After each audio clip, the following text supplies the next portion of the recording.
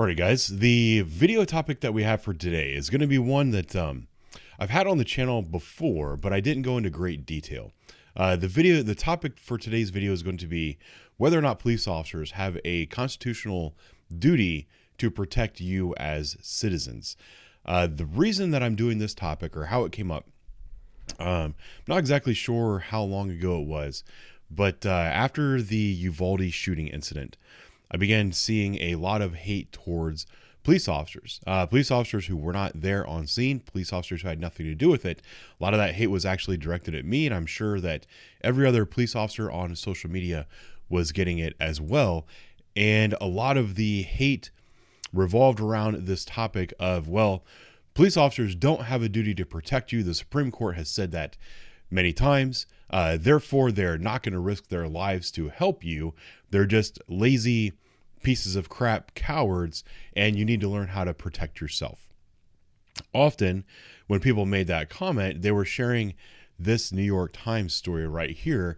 And the problem with stories like this is often people will read the headline and the headline only, and then they will jump to a lot of conclusions after that. Not only will they only read the headline, they won't read the article, they won't read the underlying case that the article is about.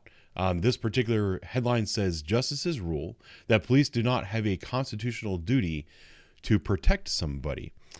That was a 2005 case. There's also a 2018 case about Parkland where justices said something similar to that.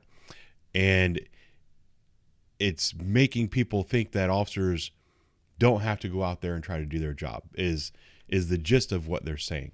I went through and I read the cases that were referred to in the article, and then I read, when you read those cases, it will link you to other cases so you can kind of get the genesis of where this came from. And I made a video excoriating people, saying that's not what the justices said at all. You guys are a bunch of morons. And that drew the ire of some people in the comments. One of the people who chose to make a comment on that video is a guy who has a channel where I don't know what the purpose of his channel is. I call him an anti-police type person. I'm sure he wouldn't say that. He says, no, I support good police work. I'm just out there to point out the bad police officers. Although he likes to make accusations against police officers that are good and calling them bad as well. He made one such video about me. He called me a dimwit, basically called me a liar, called me ignorant, said that I didn't know what I was talking about. He later had to go and make a new video saying that he was incorrect about all that stuff, although the video that he made where he trashed me for, 10-15 minutes is still up. So I consider him to be a person of low integrity. But regardless of the fact, I'm going to use Lackluster's comments to kind of demonstrate the point that I want to make today. So Lackluster made a comment on that particular video I made, and he said, the biggest problem with this is that people look at it through the lens of black and white, as if there is no nuance. We all know that some officers join with the best of intentions. We all know that some of those officers become thoroughly corrupted. We have all seen that sometimes they won't rush to help when people ask them to do so. So in that paragraph, what he's saying is that some officers join with good intentions. If some officers join with good intentions, then I guess he's trying to say that most officers join with bad intentions. Then he said, of that small group of officers that join with good intentions, they become thoroughly corrupt. And then that corruption leads them to not do what you say when you call 911, meaning rush in to help you when you call 911. Said, we also know that there is no liability from an officer's failure or refusal to act. Rarely are they reprimanded. And now, because of these Supreme Court rulings, you as a coerced financier have no options to recover damage caused by their cowardice. Warren versus DC is just one of the many federal rulings that affirm a citizen has no recourse against the police if they fail or simply refuse to act. Supreme Court has made it clear that law enforcement agencies are not required to provide protection to the citizens who are forced to pay for their services. I'm going to go into great detail about what all these cases and everything say here in a moment, but I want to address his comments, and then I'll kind of prove to you why it is that I'm right. I already went through his second paragraph after he accuses people of not having any nuance, and he goes on to say that most police officers are corrupt. We all know that there's no liability for an officer's failure or refusal to act. That is not true. I can actually bring that up for you here, and I'll show you. It's actually a criminal offense for an officer to refuse to act or fail to act. Dereliction of duty. No law enforcement officer shall negligently do any of the following: fail to serve a lawful warrant without delay, fail to prevent or halt the commission of offense, or apprehend an offender when it is in the law enforcement officer's power to do so alone or with available assistance. So this is saying that officers are required to act as long as it's within their ability to do so, either alone or with available assistance. Now, when you see an officer respond to an incident and you think that officer didn't do the right thing, it's up for debate whether or not the officer was actually able to prevent that crime or stop that crime that was occurring, given the options that he had available. Let's go back to his comment here. Rarely are they reprimanded, and now these Supreme Court cases ruling. So rarely are they reprimanded. So I've got dereliction of duty up here, and I did a quick Google search and I found a story from January the 13th, 2023. It's about 2 weeks old at the time of this recording. Cincinnati police officer and police investigator will resign over dereliction of duty charges. This is a case where there was a investigator who was a sexual assault investigator. He failed to turn in DNA tests so that he could solve criminal cases. He was charged with dereliction of duty, and I believe he's going to resign. There's also a story I found here out of Youngstown, Ohio. A Youngstown police lieutenant charged with dereliction of duty has been fired. He was charged with 14 counts of dereliction of duty and has lost his job. I think that there's a very strong argument here that there was liability on that officer for not doing his job. I don't know what he gets paid. I know what I get paid. And if I were to lose my job because I failed to investigate one of those crimes, that would be a serious financial liability to me. I would not be able to live in the house that I live in if I had to go through that. Let's see. Because of these repeated Supreme Court rulings, you, as a coerced financier, have no option to recover for damages caused by this cowardice. So he's saying that you're forced to pay for the police. The police should be forced to protect you. Well, what the courts have said, and I'll show you this in writing here in a moment, is that the police have no duty to protect you as a specific individual. That's what the rulings have said. The reason they have said this is that the majority of time that this was applied was in times of rioting, where there was mass damage happening in the public, and police resources were being allocated to a specific area, or maybe there was an instance where there weren't enough police on duty to stop the rioting from happening, so they simply pulled back and had to let these people go. When this rioting occurred and businesses were destroyed, a lot of business owners began suing municipalities for failure to protect their property, because regardless of what people want to say, one of the duties of a police force is to protect property. The court ruled that, while one of their duties is to protect property, their duty is not to protect your specific property. Their duty is to try to create an environment where property as a whole, as a municipality, is protected. That was later expanded to the individual, saying that police officers are out there doing their best to fight crime and suppress evil. They do this as a general good to the entire community, and that no one person is entitled to their services. They've also gone on further to say that you can't hold a police officer liable for the actions of a criminal. So when he says, rarely are they reprimanded, and now because of these repeated Supreme Court rulings, you as a coerced financier have no option to recover damages caused by their cowardice. What the Supreme Court has ruled is that it's not the police officer's fault that that criminal chose to act, and it's the criminal that you need to recoup damages from, not the police officer. And when he's saying that there is no recourse against the officers, what he's actually saying is he wants the ability to retaliate against the officers, which is not the same thing. He's playing with words here. That's where I start to have a problem.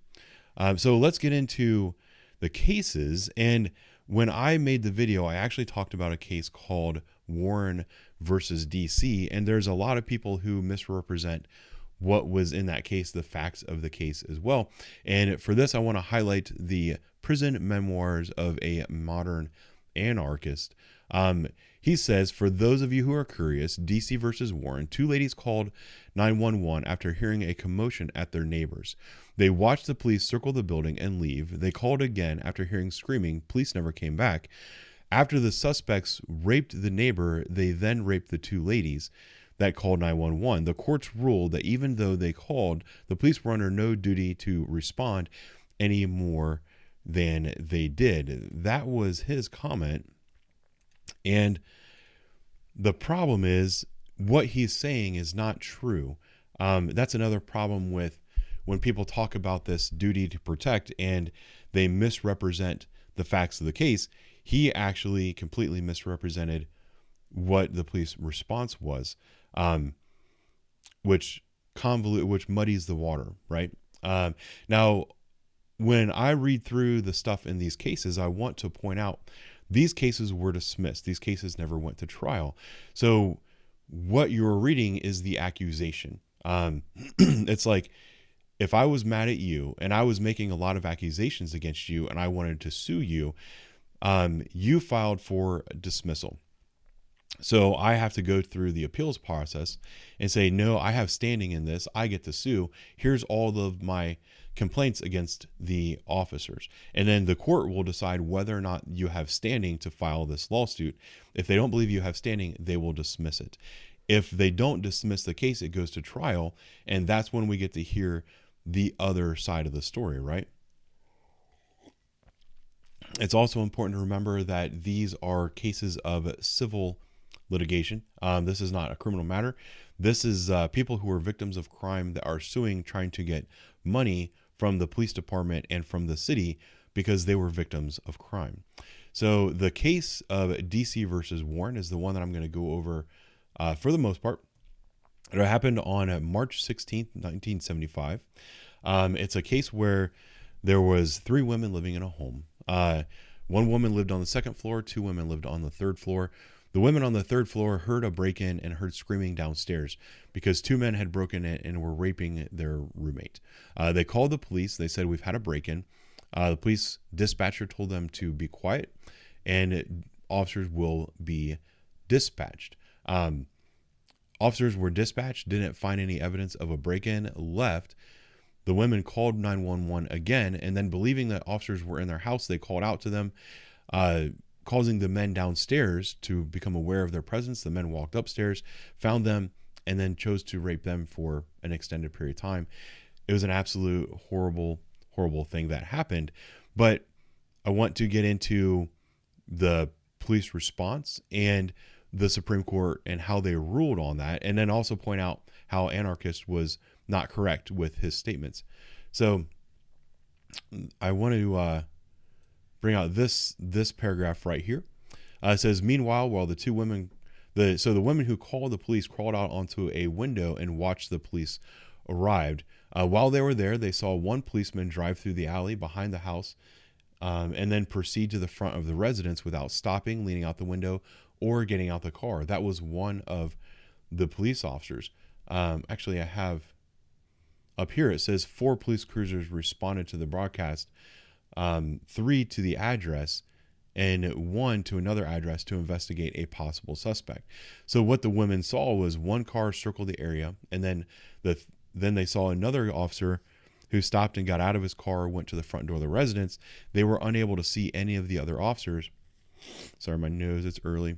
They were unable to see any of the other officers, so they didn't comment on what the other officers did. What they were doing is, when they filed this suit, is they accused the officers of not doing their job, although they don't know what it was that the officers were doing. So they filed a civil lawsuit trying to recoup damages for the crimes that had occurred in their residence, saying that the officers failed to investigate what they were sent there to do. It's unclear whether or not the officers did any more investigation or to the lengths that they went to investigate this act. One of the things that I would like to say about this when you're reading these cases is think about it through the lens of a modern incident. This happened in 1976. There were no body cameras. There's probably no cameras in the cars for sure. There's very little evidence to prove or disprove whether or not these women are right. So what the court does is they say, okay, let's assume that everything you're saying is true, and we will rule on whether or not you have standing in this case. So one of the lines that I want to point out is right here. And this is the line that people tend to take out of context. It says the District of Columbia appears to follow the well-established rule that police personnel and government employing them are not generally liable to the victims of criminal acts and their failure to provide adequate police protection. I just want to reiterate that the police officers and the department employing them should not be held liable for the actions of criminals. That's what the ruling actually said. And then it goes on further to describe what the job and the responsibilities of a police department are. A publicly maintained police force constitutes a basic government service provided to benefit the community at large by promoting public safety, public peace, safety, and good order. The extent and quality of police protection afforded to the community necessarily depends upon the availability of public resources and upon legislative and administrative determinations concerning the allocation of those resources. So a lot of this is really hard to kind of picture, and it's hard to see because, I don't know, if you're like me, we're visual people, right? So what I did was I brought up a video. I want to kind of close with this video and think about it. If the man in this video were to file a civil lawsuit, what the lawsuit would look like and what the court would rule based on the facts of the case, right? So this video is a very famous video. It's been going around the internet for the last week or so. In this video, it's a case of a man who broke into a house. He has some kind of mental health issue. He used a hammer to smash through the rear door of a very famous public figure. He then entered that public figure's house with a hammer and was saying, I want to talk to your wife. I don't like what she's been doing. And he held this man hostage for a few hours. The man was able to get into the bathroom apparently and call 911. He made a very cryptic 911 call that the dispatcher didn't quite understand what was going on. He said, there's a man in my house. He's waiting to see my wife. I think he said something like, he's not welcome here. Can you send some help? So officers went to this house on a call that was some kind of unknown complaint. They knocked on the door. When the door opened, they were greeted with a very large man holding a hammer, an older gentleman standing next to him with one hand on that hammer, the other hand on what looked like an alcoholic beverage. The man was wearing a button-down shirt with a pair of boxers underneath. While the officers were standing there trying to determine what happened or determine what was going on, the larger man assaulted the smaller man with a hammer. Let's watch that video now. Remember, this happened in the presence of police officers after the guy called 911. Yeah, literally sitting there. Hi, guys. how you doing? How are you? What's going on, man? Everything's good. Hi. Drop the hammer. Nope. Hey. What is going on right I'm now? not getting an answer on call back. Oh shit. Alrighty, so here is a case that could very well be one of those cases that went to the Supreme Court where the court ruled no, the officers don't have a duty to protect you as an individual, and that the officers should not be held liable for the actions of a criminal, right? Imagine if this man and this man's family chose to file a civil lawsuit seeking to recoup damages because the officers responded to the scene and failed to act. The reason I'm showing this video is because it all happens so fast. It's very confusing, and it's hard to, like, looking back on it now, right? Everybody knows what happened, and you would think, God, like, sorry, I'm trying to do this without swearing. But you would think, these officers, this guy called 911. He said that there's someone in the house that doesn't belong there. They see a guy with a hammer. Why didn't they jump on the guy with the hammer? Why didn't they shoot him? It's not as cut and dry as that. When you hear these stories and you read these cases, you don't know what it is that the officers actually did see and it didn't see. You don't know whether or not they thought the complaint was valid. If they respond to a burglary and they don't find evidence of a burglary, there's nothing more for them to do, regardless of the fact that it might have actually occurred. It's a very sad case. And there's a lot of those cases that are out there where a criminal did a very bad thing to a person and the police officers responded. They might not have thought that they actually had the probable cause to file a charge, or they didn't think that they had the proper elements that they could take action. These civil litigation attorneys, their job is to make it look like the officers aren't doing their job, that the officers aren't acting responsibly, and they write these very well worded drafts, and that's what people see, and that's what makes people form these opinions, whether they're right or wrong. I don't know. I think that's all I got to say today. Thanks for watching. I'll talk to you soon.